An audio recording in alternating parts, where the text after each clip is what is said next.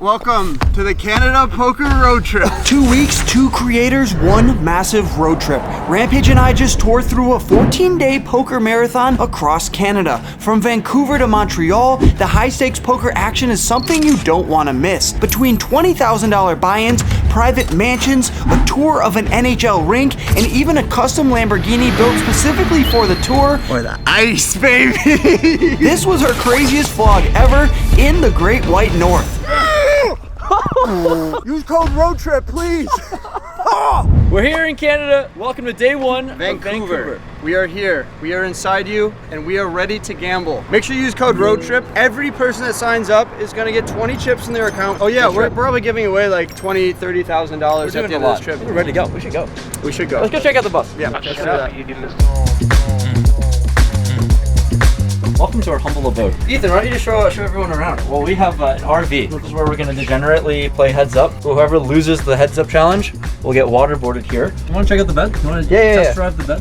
Oh yeah. Oh, it fits really well actually. What do you mean by that? This is where Wolf and I will be having a great time. You got me. We head over to Jesse's house. He's our amazing host for the Vancouver leg of this trip, and he came through huge for us with a custom Lambo with our logos on it. He has a cash game waiting for us at a $40 million mansion, so I hop in the driver's seat and head over. I actually don't even have my driver's license on me. Oh shit. It's in the bus. The house is like 7 floors. It has multiple elevators, but coolest of all is the hidden casino room with a working roulette table. Let's just say I'm taking a lot of notes and inspiration for my future house one day. It's time for us to do what this entire trip is centered around: playing poker. Jesse set up a poker table for us. The game is 10-20. I'm in for 5,000 Canadian dollars. In the first hand, there's a raise to $100, and I put in the call with Jack 10 offsuit. The flop comes King 6-5 with 2 spades, and the action goes check, check. When the turn comes to 5 of diamonds, I fire out for $150, and my opponent puts in the call. Oh well, the river comes the 4 of hearts. We're left with just Jack high, and I'm not gonna win this if I check it behind, so I fire out for $900 trying to get a fold, and luckily for us, our opponent does so. He mucks his cards. It's nice to be taking down the very first poker hand of the Canadian road trip, $1,430 coming my way. In the second hand, we pick up aces. Let's freaking go, you guys. There's an open to $100. I 3-bet him to $300, and he puts in the call. So when the flop comes Jack 10-3, I'm gonna go for a C-bet, but not until he leads out into me for $250. Kind of a weird play here. Donk leading into the pre-flop aggressor on this Jack high board. I debate going for a raise, but ultimately decide just on calling. And the turn isn't great. It comes the Jack of hearts. Now if you had a hand like Jack 10, Jack 9, Queen Jack, Ace Jack, he has me beat, and he continues to bet and tell the story that he has a good hand, and he fires out for $575. I obviously can't fold. I have 2 pair. It's possible he played a hand like pocket queens or pocket kings, a little bit tricky, and I put in the call. And the river now comes the king of diamonds. We don't love that because queen 9 and ace queen and pocket kings all have me beat. Additionally, we're losing to all the jacks as well. There's $2,300 in the middle, and he checks it over to me. Now, what do you guys do in this spot? I have pocket aces, I have showdown value, but at the same time, it looks like my opponent is giving up. I decided to check behind here and take my aces to showdown, and it's a good thing that I did because Alex turns over 3 of a kind, ace jack offsuit, and he's taken down hand number 2. That was a gross one. I now have Jack 10 offsuit for the second time of the session. There's a raise to $100, and I put in a call. There's another caller across the table, but not before a 3-bet to $600. Well, the player on my right puts in the call, and that's giving me pretty good odds here to shove my entire stack in the middle. 1,355 Canadian dollars is all I have left. After I bought in for 5,000, I got coolered in that last hand, so we're gonna play for all of it here. Jack high, and let's see what kind of action we will get. The player across the table puts in the call. The player to my right folds for only $700 more, and I turn over Jack 10. My opponent turns over ace deuce of clubs. The flop comes jack high, which is exactly what we need, but he can spike a 5, ace, or running cards to take it away from me. The turn comes the deuce of hearts. He picks up more outs, but we river 3 of a kind, and this $3,400 pot is coming my way. Finally, a little bit of good fortune and good luck. All right, $3,000 now in my stack, and the game has now ballooned up to $2,550. I decided to raise it up to $150 with pocket kings, obviously a dream spot for me here, and we are going to pick up an opponent out of the small blind. We're going heads up to a flop. It's a pretty good one for me. It comes 10-7-5 rainbow, and I see bet for 125. He puts in the call. The turn comes a 9 of clubs. Action goes check, check. I decided to play this one a little bit tricky in case he has a straight 2 pair or a set. I'm obviously going to call a bet on the river, and if he checks it to me, well, I'll bet it myself. But he fires off for $200. I snap call him, and he turns over ace-7 offsuit, so checking behind on the turn got him to put in the money as a bluff. The pot is being shipped over to me, and we're taking down Kevin in the small blind. All right, it's approaching midnight. There's a raise to $150, and I look down at 7 deuce offsuit. We're playing this bounty for $100 a person, so if I can take this down here, I pick up like $900, and that's a good enough reason for me to fire it in there for $450. Well, when the action folds back around to Lynn, she jams it in, covering me. I have around 3,010 Canadian dollars. You have a pocket pair. I have a really bad hand. And it's kind of a gross spot here because I just have 7 high. Obviously, I got my hand caught in the cookie jar, but I ask her if she has a pair. She says no. And let's gamble here. It's the first stop of the Canada road trip. We're on a live stream. I'm making this video. We got to put it in here and pick up a bunch of that bounty money. She has ace-king offsuit, so kind of a fair fight here, but not until the flop comes ace high. We're drawing pretty slim, and the turn seals our fate, although we could spike a 10 on the river to chop, but of course it does not come. Instead of doubling up to 6,100 Canadian, we are left stuck on the first leg of this Canada road trip, down $5,000. The next morning, we wake up early and make the 12-hour drive to Banff. When I told everyone back home about the schedule for this Canada road trip, they all mentioned that Banff would be my favorite stop, and although it was breathtaking and incredibly beautiful, I ended up losing a bet on the drive over that caused me to think otherwise. So yesterday in our 12-hour drive, I lost money, and Ethan somehow won money. We had a challenge, whoever was the worst of the two, which I thought would for sure be him. He run pretty bad. Has to go in, do a cold plunge. No! Wim Hof! You can do it! Welcome to the Canada Poker Road Trip. Day 4! What's the code? Use code ROADTRIP, please. The Fairmount Lake Louise provided the perfect backdrop to degen some blackjack hands with other random tourists, but after getting some content, we couldn't stay too long because 2 hours away awaits Cowboys Casino in Calgary. Today we're playing $25.50. It is Canadian, a little bit smaller than advertised, but we're still here to take everything. Ship over. How are we gonna do tonight, Rampage?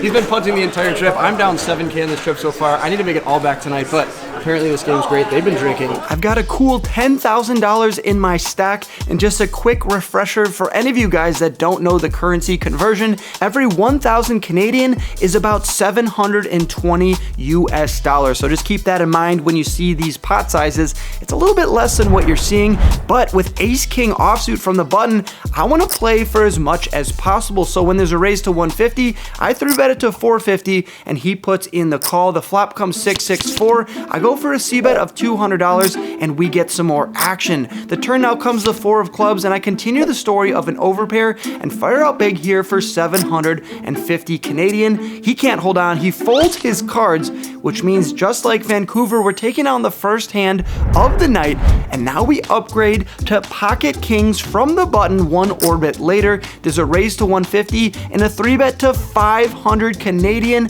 The action's back over to me, in position on both of my opponents in a dream spot here, and I go large here for $1,500. We're gonna get looked up by the 3-better and the flop comes pretty groovy. It's Jack 6-4 with 2 clubs. I fire out for $1,000 and he lets his hand go. So things are going pretty well here for me. I can't say the same about Ethan. He lost a flip to the guy in seat number 4. Hey, little by little. You got any good stories? Little by little. We end up losing a bunch of our stack in another random pot, and then I put the $200 straddle out there. Ethan puts the $400 straddle out there, and the guy in seat 1 raises it up to $1,100. Look down at my stack, I have $4,300. I have Queen 3 of hearts. It's not a great hand. I would expect everyone that's watching to fold, but maybe Ethan's rubbing off on me. Maybe I just want to go to the bar after this game, so I decide to rip it all in. I was playing sort of snug, my typical MO at this table, and I was hoping that seat 1 would just muck his cards, and he thinks about it for a really long time and says some stuff out loud, basically indicating that he thinks I have a good hand. At the end of the day though, he wants to make the vlog and he puts in the call. That's not really what I want to hear, but we're going to be playing a $9,000 pot here, and this would get me all the way unstuck if we can win. The flop comes pretty great. It's 10-8-8, but it's 2 hearts. So now I have the queen eye flush draw, I have an overcard, and the turn gives me a pair of 3s. The river comes the 6 of diamonds. My opponent turns over king 10 of clubs. So unfortunately, we did not hit our 3 or our queen or the heart, and instead we are stacked down 10,000 Canadian or around 7,200 American dollars. The best way to forget about punting your stack in poker is to grab a drink, or maybe 7, at the country bar inside the casino. We get word of a dildo race happening and have to witness this shit for ourselves.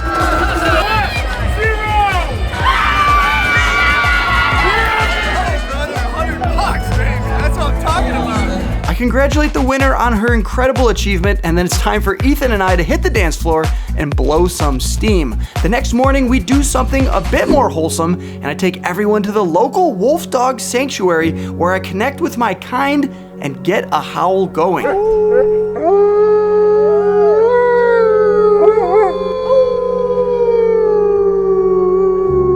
Yeah, this is the start of something great. I'm gonna start a sanctuary in the States, actually. This is actually my calling. We then drive 3 hours north to Edmonton, home of the 2025 Western Conference champion Oilers, and link up with Troy Stecher, who happens to be a big fan of poker. He shows us around the locker room, letting us hit some weights and take some slap shots before giving us a signed jersey and then taking us onto the ice. We got a sick stadium and locker room tour from our homie Troy, who's in the game. It's $25.50. The person who performs the worst will have to be body painted in Edmonton Oilers colors for the game tomorrow. I wish you the worst of luck, brother.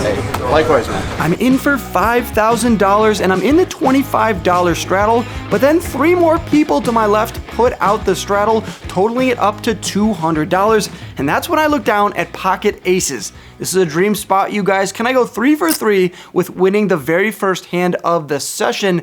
I decided to raise it up to $800, excited to get more money in the middle, but then one by one, they all fall, folding their cards. So we hit the trifecta, winning this hand, but unfortunately we do not take anything more down other than the straddles. All right, I raise it up to $100 now from the +1 with ace queen of diamonds. 2 players put in the call and the flop comes pretty great for us. We have ace queen of diamonds on a king 3 deuce board. We flop ourselves the nut flush draw. When the action's on me, I decide to check, and we're gonna see a turn which comes the 6 of hearts. It does not improve my hand. I still just have ace high, and now my opponent fires out for $150.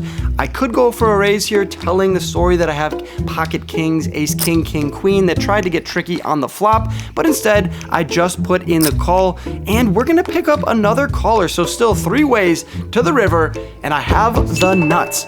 Well, one of you guys in the comments is probably gonna say that I don't have the nuts. Wolfgang, that is 4-6 of diamonds for the straight flush, but you get what I'm saying here, and we love it even more when my opponent continues to bet for $300, but that's just way too small of a price. I bump it up to $1,000, firing it in there, as Vegas Matt would say. Can he put in the call? He thinks about it for a little while and then smiles and folds his cards. I turn mine face up, letting the table know that I came to play today, they're gonna put money in the middle, it's most likely gonna be bad, and I'm taking down the second hand of the night, $2,100 coming my way. And finally, we're starting to string some stuff together. Is this where we get unstuck on the Canada Poker Road Trip? Well, Jack 9 of hearts is a pretty decent hand to look down at from the big blind. We got the $100 straddle out there, and there's a call to my right. I raise it up to $500.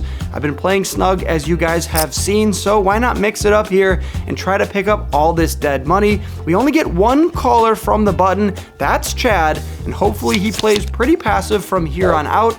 The flop comes ace-6-5 with 2 clubs. I should have all the ace-king, ace-queen, pocket aces, so I continue to bet here for $400. But Chad didn't come to this table to fold. He puts in the call, and the turn now comes the 8 of spades. I continue to bet for $600, and now he min clicks it to $1,200. How does he know I just have jack high here? And he goes for the tricky min raise. I can't put in the call because I just have no outs other than maybe a clean 7. That's not a club. So I decided to fold my cards, and Chad is gonna take this one down. So now our chip stack is under the $5,000 mark. I decided to raise it up to $100 now with ace-king offsuit from the +3 position. Ethan folds his cards, and seat number 9 3-bets us to $350. And not one, not two, but 3 players put in the call actions back over to me, and this seems like an incredible spot to finally get back above $5,000. I jam my entire stack in for $4,330, and one by one, they all fall. The last guy thought about it for a little bit longer than the rest of them, and that's my pro tip of the day, you guys. If you want to win money, just put your entire chip stack in the middle. I just picked up like $1,500 just doing that. A bunch of other random hands happen where I miss some flops and my chip stack goes down a little bit, but when we see a raise in front of us and I look down at queen 9 of clubs, I make it $300 to go, looking to play a pot in position. But if I've learned anything here from Edmonton, it's that the players like to put money in the middle. There's 2 callers over to the dude in seed number 4 who makes it $2,000 to go. Player to my right folds, and yeah, I'm gonna go with it here. Queen 9 of clubs is probably not good, but I want to gamble, and remember, every $1,000 is around $700, so this is around a $2,800 shove, or should I say punt. Well, we were live streaming on my YouTube channel, so why don't we just pull up that footage? It's way cooler than the perspective you guys are looking at, and let's just take it to a run out. The flop comes ace queen 7, turn comes the 5 of diamonds, and river 10 of hearts. Samir in the big blind is gonna take this one down. $8,600 is his reward. Just not a great play from me. Can't really explain my logic here other than I wanted to gamble, and can you guys really blame me? Speaking of gambling, if you guys are into blackjack, roulette, craps, all that good stuff, definitely go check out my new YouTube channel with over 5,000 subscribers. It's Wolfgang Bets on YouTube and Instagram, where I show you guys how big of a degenerate I really am.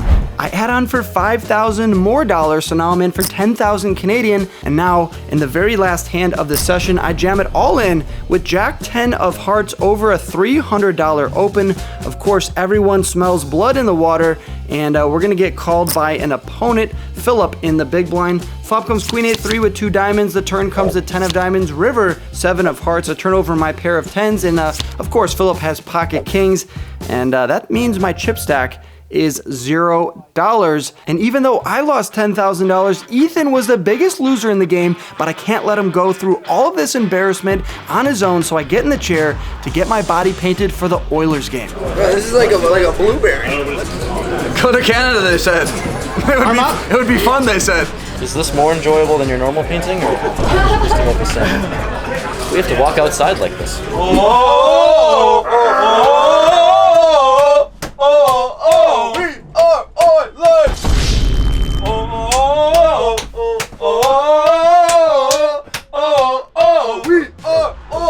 We are here, Edmonton. We are inside of you, and we are naked. I'm really cold, and we are gonna go get people to sign up for Club WPT Gold. I'm still wearing the patch on my bare chest. Before going in, we try and spread the word about Canada's newest poker site by doing $20 blackjack flips outside the arena, but I didn't realize that Ethan had 0 marketing skills and failed to get anyone to stop at our table. You must be a gambler. What's that? You gamble. Oh man, just the only choice in women.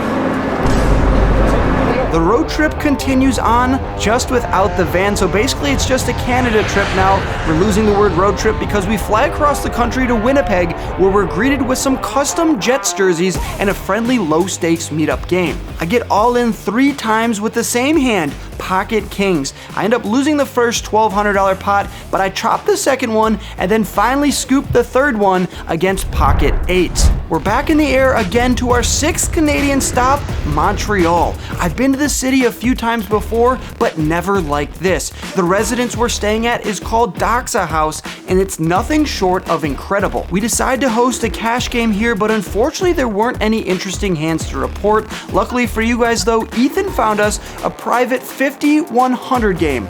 Yes, he's DMing with people all across the country trying to find us the biggest games so he can give his money away. I'm stuck around 25,000 Canadian on the trip so far, so I buy in for my biggest amount of the trip, 20 grand, looking to get even. In the first hand of the session, Ethan straddles it up to $200 because of course 50-100 just isn't big enough for him. I look down at ace king of clubs and of course I'm gonna make it $500 to go. The player on my left 3-bets me to $2,000, so just like that, we got an open and a 3-bet and we're already up to 2 grand. I double check my cards and make sure I have what I have, and I decided to put in the call here. Instead of 4-betting him, we're gonna play a pot out of position versus Baruzzi. There's $4,300 in the middle, and I flop top pair, backdoor flush draw, backdoor straight draws. So pretty great spot to be in. $4,300 in the middle, like I said, and I start with a check. Baruzzi c-bets for $1,400 now, and what do you guys do? Well, he could have aces, he could have queens, he could have king queen, ace king, ace queen, pocket jacks, pocket tens. I think against that range, I'm just gonna put in the call here. That's what I do, and the turn comes the 10 of diamonds. There's $7,200 in the middle, so around 5,000 American, and I start with a check. And Baruzzi checks behind. Maybe he's waving the white flag. Maybe he senses that I do indeed have a very good hand, and obviously I was not folding to any price on the turn. So with $7,200 in the middle and him checking behind, the river comes the 6 of spades, and I'm left with a decision. Do I check it over to him and allow him to check behind, or do I go for a bet here and try to target all of his worst hands? I grab a bunch of chips, it's just a weird amount, and I fire out for $1,545, trying to confuse Baruzzi with this non-GTO sizing. Well, the Canadians already think that us Americans are stupid, and if it wasn't confirmed before, well, this weird bet sizing probably is the nail in the coffin. But Canadians are smart, and Baruzzi sniffs this one out. He folds his cards, but still, it's really nice to take down yet another first hand of the session. That seems to be the only thing that's working for me so far on this trip. And speaking of working for me on this trip, 7 deuce, as you saw in the first stop at Vancouver where I punted my stack with it, is not working for me. So why don't I try to do it again here, but this time with a different result. There's still a massive bounty out here. I would pick up a bunch of money if I get it through. There's a $100 limp, and I make it $300 to go. The opponent puts in the call. We're going heads up to a flop, and this seems like a pretty good flop to take it down with a c-bet. Ace queen 8 rainbow, $800 in the middle, and I go for a c-bet of $400. When he mucks his cards, we windmill over the 7, followed by the deuce. I slow roll the muck, insinuating that I might have a7 or pocket 7s, but instead it's the deuce, and everyone has to toss me over $400. Yes, you guys, $400 a person is a pretty great amount to take it down, and you know what? I made it back, and now I can say I'm 1 for 2 on the trip with 7 deuce. This game was very, very good, but unfortunately I basically break even after a few uninteresting hands after the 7 deuce, so our hope of getting unstuck will be hinging on our last stop of the trip, Toronto. On this trip, we've taken planes, tour buses, and a poker room called V Club, owned by a really cool dude named Victor, who set up a meetup game for us with tons of fans. After a bunch of cool interactions with all of you guys, I decided to sit down with $500 at the first table. I'm playing around 45 minutes at each table, hopping around, so you guys will see a bunch of different faces on the screen. Yeah, there's a raise of $10 and a few calls over to me. I look down at 7 deuce, and I make it Cinco de Mayo, $55 here. Trying to go 2 for 3 with this hand. We're gonna pick up a few callers, and by a few I mean everybody. buddy that put in the 10 bucks. We're going 4 ways to a flop, which comes queen 9-6 with 2 clubs. I copy and paste my Cinco de Mayo bet. It gets a fold, but then we get a call from Marlin, and the button finds the fold. So we're going heads up to the turn with Marlin, but I turn my cards over. What am I doing? This is like day 14 of the road trip. I'm exhausted, and I just didn't think that Marlin put in the call. Look at his face. Rewind and go back to his face. He is shocked that I'm playing 7 deuce and more shocked that I'd show him my hand, so we decided to check it down here. He turns over his cards, king 6 of clubs, but the river comes the 7 of diamonds. All he needed to do was hold, and instead I hit one of my 2 outs, and I hit my 4% chance on the river there. 331 bucks plus some bounties coming my way. All right, we switch tables and look down at ace 4 of clubs now from the +1 position. There's a raise to $15. I put in the call, electing not to go for the 3-bet, and we pick up another few callers. So 4 ways to the flop here, which comes 5-5-4, giving me bottom pair and a backdoor nut flush draw. Jason bets out for $30 and I put in the call. The turn comes as 6 of hearts and the action goes check, check, bringing in the 3 of spades. Jason fires out for $75 in the form of 3 blue chips. Yes, I know everywhere across the US we play with green chips for the $25 denomination, but here at V Club they went for the blue variety. I show the 4 of clubs, thinking about what to do. I'm most likely gonna fold, but then at the last minute I decided to toss in the call. If I'm right, I'm right, and if I'm wrong, well, I'm donating to the great people here of Toronto. But luckily for us, Jason mucks his cards face down, so a pretty great hero call there from me, if I do say so myself, and we're taking out a nice $300 pot. Where was Fred? Appreciate it. All right, I'm in the big blind, and there's a raise to $10 and a bunch of callers over to me, so I'm not gonna ruin the party. Let's play a family pot and go 7 ways to a flop, which comes king, queen 7 with 2 hearts. We have an overcard, and more importantly, the nut flush draw. There's a bet for $40 and 2 calls over to me. I could just put in the call. I could go for the very aggressive route and represent a set of 7s, my favorite hand, but instead, I just put in the 40 bucks. Off to the turn we go, and I drill the nuts. It comes the 3 of hearts. Bang, we make the ace high flush. I lead out for $75, you guys. It's kind of a weird spot where if I start with a check, it's likely that the opponent in seat 1 would check because there's 2 other opponents left in the hand. But if I bet it myself, we might be able to pick up some more action. I know it looks like a flush, but what are you really supposed to do? I don't want it to check through. I'm trying to put more money in the middle, and luckily seat 1 and another opponent put in the call as well. So there's not too many cards on the river that can downgrade my hand, but unfortunately the 3 of clubs is one of them. The board is now paired, and therefore degrading my hand to not the nuts. Something feels a little bit off here, so I decide to start with a check. I know on the turn I played it unconventional by betting out when I made my flush, and now checking when the board pairs, being scared of monsters in the closet, but Josh takes the opportunity and rips it all in for $311. The button thinks about it for a really long time before folding his cards, and something feels weird here. I think that I'm beat, but ultimately I can't find the fold. I feel like you might have my hand. But when I put in the call, he flips over my favorite hand, pocket 7s, using it against me. Look at that laugh. Pretty good one. Yeah, I knew it, brother. I can't fold a nut flush, but on his face and everyone at the table, I turn over the nut flush to show the unfortunate news, but no one seems too daunted by it. They're all happy for their fellow V Club member. All right, we switch tables one more time. There's a raise to $10 and a call to my right. I decided to jam my entire stack in for 151 bucks, even though I'm stuck on the entire Canada road trip. I'm kind of glad that I'm giving my money away to these people. Everyone was super cool to play with, and it's awesome to see such a huge poker community booming here in Toronto. When I jam my entire stack in the middle, we're gonna get called by David. He's trying to save my session here, puts in the call, and we're going off to a run out. He turns over King 10 offsuit, and he goes from saving my session to making it even worse when the board comes 10-6-3. Luckily, there's 2 clubs, but the turn comes the deuce of diamonds, so I'm gonna need to spike an ace or a club, but instead it's the 8 of hearts, and David reaps the rewards and takes down this $313 pot. So I go into my pocket and rebuy for $500 more, but I'm not playing this next hand. Ethan and I decide to spin spin the wheel as we have been this entire trip on the live streams, and it lands on switch positions at the table. So I take over Ethan's stack, and that means this next hand will be narrated by my good buddy, Rampage Poker. Oh, hello, everybody! Welcome to the Rampage Takeover Asian Edition. Wolf and I decide to switch our stack during this meetup game, so here I am playing his hand and playing at his table. I look at the ace, 8 of diamond, 2 limper, and I raise to the $50. Only get the 1 call, and we see a glorious flop. It's an ace, jack, 6, 2 diamond. My opponent checked me here, and I decide to go for a nice friendly bet of a $30. Going small, my opponent make a call.